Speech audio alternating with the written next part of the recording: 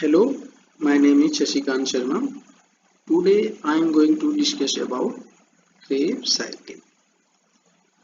Krebs cycle is a series of chemical reactions used by all aerobic organisms to obtain energy through the oxidation of acetyl coenzyme.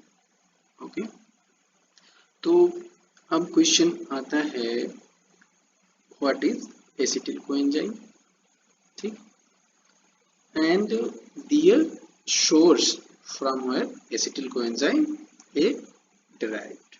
Okay, actually coenzyme acetyl coenzyme is 2 carbon compound जो कि derived होता है 3 major sources से. Okay, first from pyruvate, इसको next slide में detail करेंगे. Second second source of acetyl coenzyme is from fat body, ठीक है, या from fatty acid. ये पोर्शन है फैट मेटाबॉलिज्म का, जैसे कि आप लोग जानते होंगे बीटा ऑक्सीडेशन वगैरह, जिसका इन प्रोडक्ट एसिटिल कोएंजाइम होता है, कवर हो जाएगा अपना फैट मेटाबॉलिज्म में. तो ऐसे ही acetyl coenzyme from amino acids. Okay, इसको हम डिस्कस करेंगे ड्यूरिंग अमीनो एसिड मेटाबॉलिज्म में. ओके, तो अब आते हैं source of acetyl coenzyme from pyruvate. Actually pyruvate है अपना ग्लाइकोलिसिस का इन प्रोडक्ट, जो कि होता है 3 कार्बन कंपाउंड का, ठीक है. और अगर हम देखें एसिटिल कोएंजाइम को, तो वो होता है 2 कार्बन कंपाउंड का, फर्स्ट एंड सेकेंड, ठीक है. एक्चुअली 1 कार्बन रिलीज हो जाता है in the form of CO2 during the conversion reaction. Okay, तो अब हम बात करेंगे इसके कन्वर्जन रिएक्शंस के बारे में.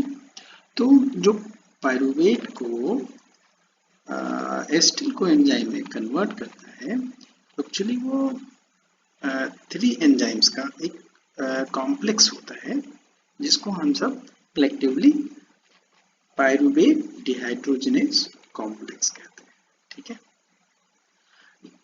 ये बना होता है 3 एंजाइम्स का, फर्स्ट एंजाइम नंबर 2 और नंबर 3, ठीक है. तो अगर हम देखें इसके तीनों एंजाइम्स की, तो first enzyme is pyruvate dehydrogenase, second one is dihydrolipoyl transacetylase, and third enzyme of pyruvate dehydrogenase complex is dihydrolipoyl dehydrogenase, ठीक है. तो अब थोड़ा इसके पायरुवेट डिहाइड्रोजिनेज कॉम्प्लेक्स एंजाइम के बारे में डिटेल देखते हैं, इसके कंपोनेंट्स के बारे में. तो इसके तीनों एंजाइम्स के बारे में तो हम लोग जान ही गए हैं. फर्स्ट एंजाइम है कॉम्प्लेक्स का pyruvate dehydrogenase, second dihydrolipoyl transacetylase, and third one is dihydrolipoyl dehydrogenase. और अगर हम देखें इसके एक्शन को, तो इसके एक्शन को कंप्लीट करते हैं 5 कोफैक्टर्स, ठीक है, जो कि हैं, ये है. First is thiamine, second cofactor is riboflavin, ठीक है, और third cofactor is pantothenate, fourth is niacin, and fifth is lipoid. ये जो थायमिन है, नहीं सॉरी थियामीन है कोफैक्टर, ये एंजाइम E1 का पार्ट है, ठीक है. और राइबोफ्लेविन तो आपको पता ही है FAD का पार्ट है, ठीक है. और अगर हम देखें पेंटोथिनेट को, तो ये होता है को एंजाइम A का पार्ट, ठीक है. और नियासिन तो आप लोग जानते ही हैं, NADH, ठीक है, NAD का पार्ट, ठीक है. और लिक्विड ये इको फैक्टर एंजाइम नंबर 2 का पार्ट। ठीक है, तो ये रहा अपना पायरुवेट डिहाइड्रोजनेज कॉम्प्लेक्स। अब हम सीधे आते हैं क्रेब्स साइकिल पर। क्रेब्स साइकिल में पहला स्टेप है कंडेंसेशन का। ठीक है, जिसमें अपना एसिटिल को एंजाइम कंडेंस होता है with the 4 carbon compound ऑक्जेलो acetyl से और बनाता है सिट्रेट, जो कि 6 कार्बन कंपाउंड का होता है। अगर यहाँ देखें एसिटिल को एंजाइम को, तो ये अटैच्ड होता है इसके इस कार्बन से और बनाता है एक 6 कार्बन कंपाउंड सिट्रेट। ठीक है, और इस रिएक्शंस को कैटेलाइज करता है सिट्रेट सिंथेस। यहाँ एक पॉइंट है सिंथेस और सिंथेटेस। ठीक है, so don't be confuse with synthase and synthetase. ठीक है, ये दोनों एक अलग अलग टर्मिनोलॉजीज हैं। ठीक है, अगर हम बात करें सिंथेस की, तो during condensation reaction, synthase do not require any energy source during condensation reaction. ठीक है, while synthetase requires energy source for the condensation reactions. ठीक है, जैसे लाइगेजेस जो कि कंडेंसेशन रिएक्शंस के दौरान ATPs या ऐसे nucleotides of energy sources use करते हैं। ठीक है, एज ए एनर्जी सोर्स। और इस रिएक्शंस के दौरान अपना कोएंजाइम ये हाइड्रोलाइज हो जाता है, निकल जाता है। ठीक है, now in the next step एक एंजाइम है एकोनिटेज। ठीक है, एकोनिटेज जो कि करता है रिवर्सिबल ट्रांसफॉर्मेशन ऑफ सिट्रेट, किसमें? To isocitrate. ठीक है, through the intermediatory cis aconitase. ठीक है, अब अगर हम बात करें सिंपल वे में, तो एक जो एंजाइम होता है सिस इकोनिटेज, ये सिट्रेट को कन्वर्ट करता है आइसोसिट्रेट में। ठीक है, through a intermediatory cis aconitase. Okay, aconitase citrate को कन्वर्ट करता है आइसोसिट्रेट में। ठीक है, और उसके पहले ये कन्वर्ट करता है सिट्रेट को सिस इकोनिटेट में, फिर सेम एंजाइम सेम साइड पे इसको फिर कन्वर्ट कर देता है आइसोसिट्रेट। ओके, तो ये जो एकोनिटेज है ये सिट्रेट को कन्वर्ट करता है आइसोसिट्रेट में। ठीक है, नाउ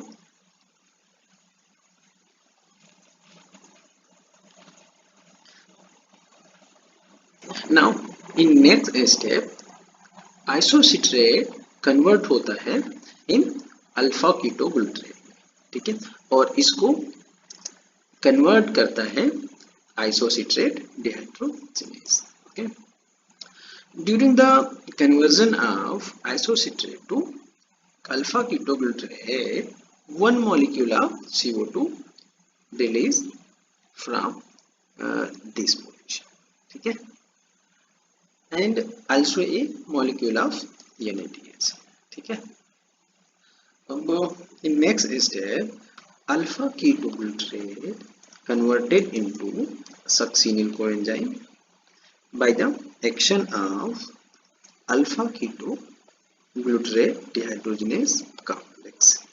ठीक है, and during the reaction requires one molecule of coenzyme A to convert alpha ketoglutarate to succinyl coenzyme.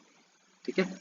Now in this step, in this reaction step, also a molecule of CO2 releases from here, okay, and a molecule of NADH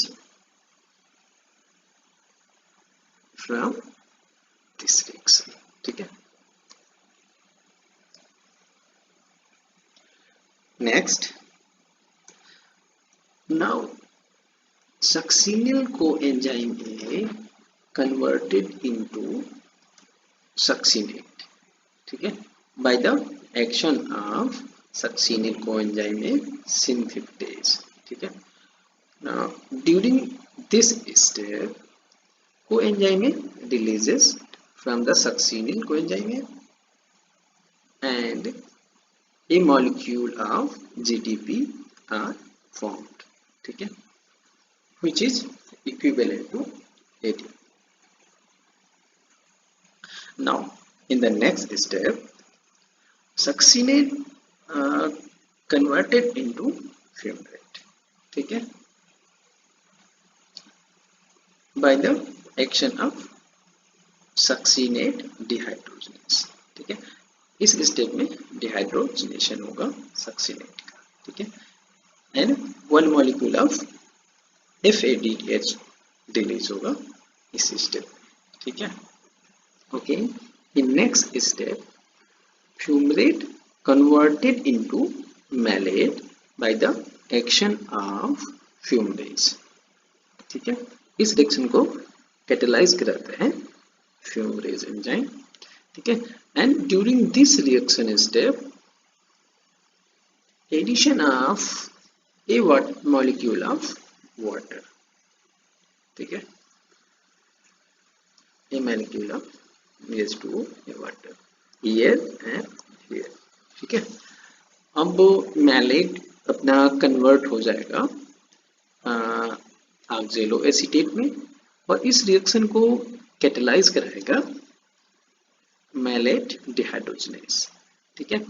इस step में dehydration होगा mallet का और इस release होगा एक तो NADH, total 3 NADH इस क्रेब्स साइकिल में रिलीज होगी, ठीक है। 1 NADH from this step and 1 NADH from this step and 1 from this step, ठीक है। तो ये रहा क्रेब्स साइकिल। अब देखते हैं इसके प्रोडक्ट्स के बारे में, what we get during a cycle of Krebs cycle. तो अगर हम बात करें NADH की, तो 3 molecule of NADH, 1 from here, here and 1 from here. No, sorry, 3 molecule of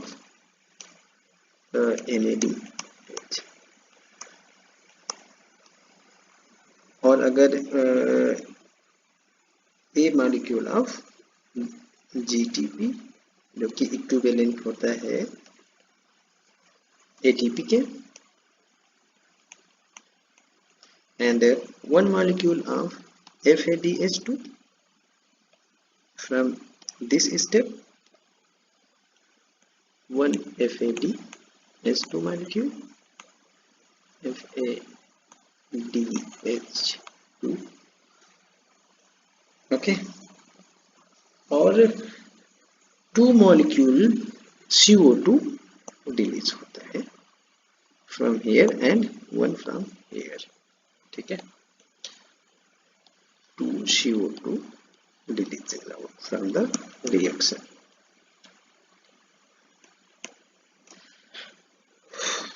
तो ये है समरी ऑफ प्रोडक्ट्स का। अब हम थोड़ा डिस्कस करेंगे about importance of Krebs cycle. Actually Krebs cycle centre होता है मोस्ट ऑफ मेटाबॉलिक पाथवेज का, ठीक है।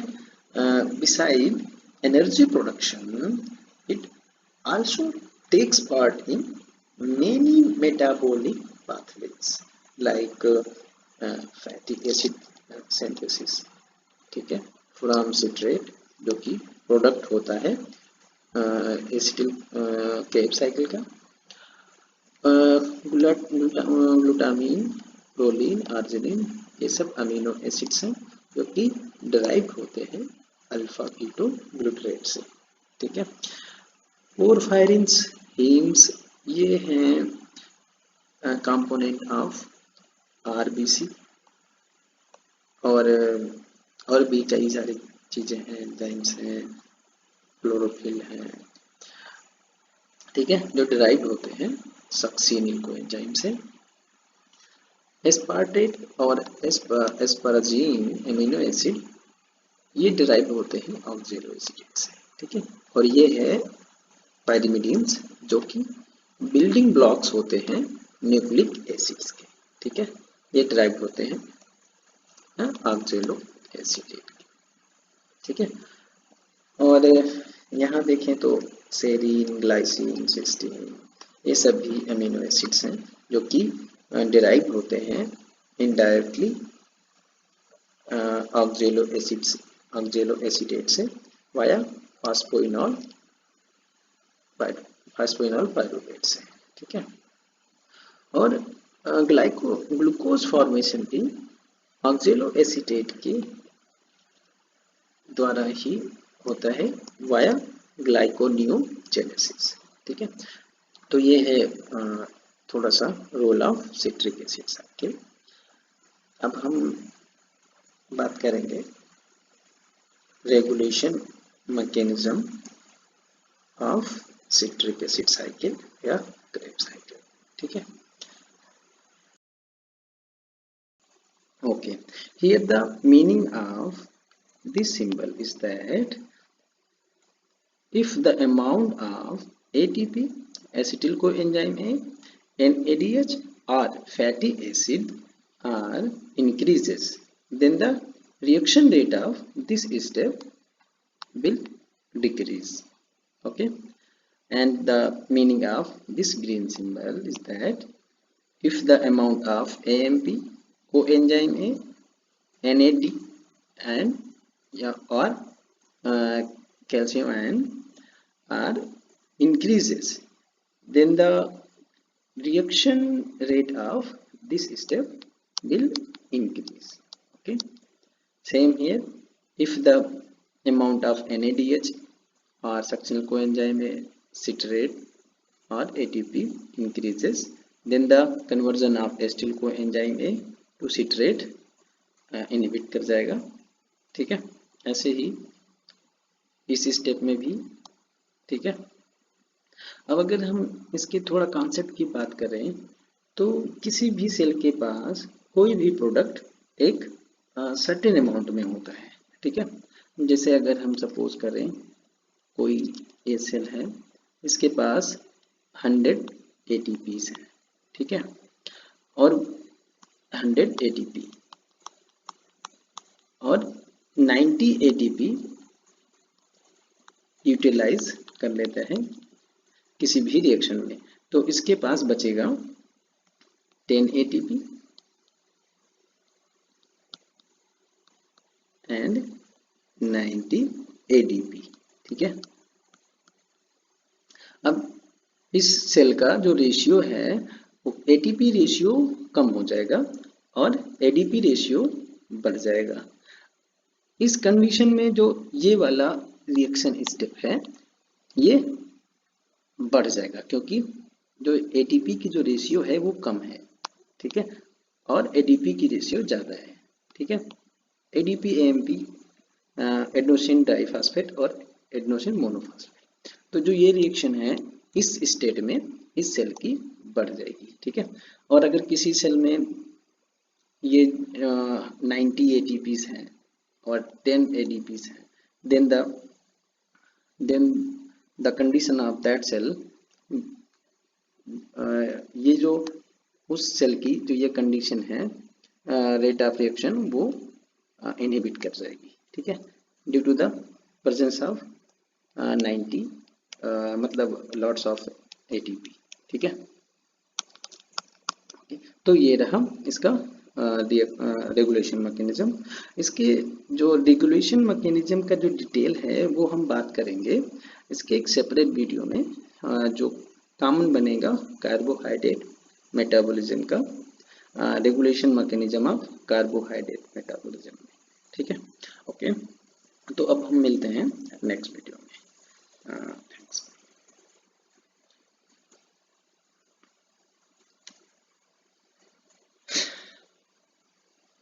ओके, तो थैंक्स ऑल ऑफ यू, मिलते हैं नेक्स्ट वीडियो में।